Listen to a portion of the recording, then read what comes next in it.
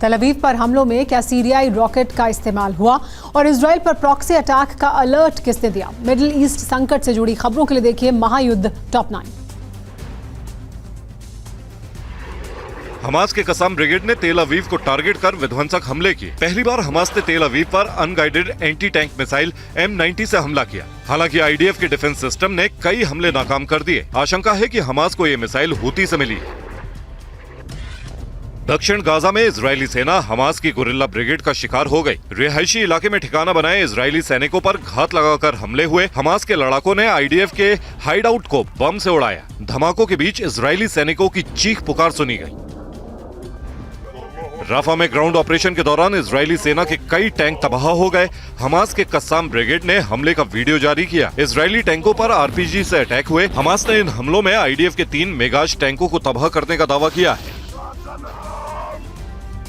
Israeli वायुसेना ने एक बार फिर लेबनान में घुसकर हिजबुल्लाह के हाइडआउट्स पर भीषण बमबारी की। मैस अल जबल, खियाम, बिंट और जबील में आईडीएफ ने 8 ठिकाने तबाह किए। खियाम में हिजबुल्लाह के एक मिसाइल लॉन्चर को भी तहस नहस करने का दावा है। इजरायली लड़ाकू विमानों ने दक्षिणी लेबनान के तायर, हरफा और कफर किला में जोरदार बम बरसाए। हिजबुल्लाह द्वारा इस्तेमाल की जाने वाली इमारतों पर हमले हुए। 2 इलाकों में कम से कम 30 हिजबुल्लाह लड़ाकों के मारे जाने की आशंका है।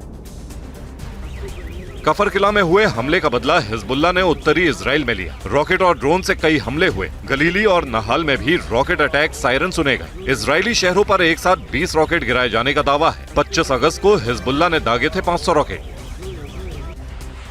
इजराइल के जीतम बेस पर हमले के बाद हिजबुल्लाह को लेकर बड़ा खुलासा हुआ है। आईडीएफ सूत्रों से मिली जानकारी के मुताबिक बड़े विध्वंस के लिए हिजबुल्लाह सीरियाई रॉकेट्स का इस्तेमाल कर रहा है। जीतम बेस पर अनगाइडेड M70 रॉकेट के कई अवशेष मिले।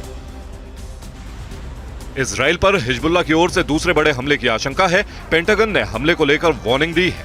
रिपोर्ट के मुताबिक ईरान के इशारे पर हिजबुल्लाह और दूसरे प्रॉक्सी गुट एक साथ अटैक कर सकते हैं। इस्लामिक रेजिस्टेंस से भी हमले की आशंका है।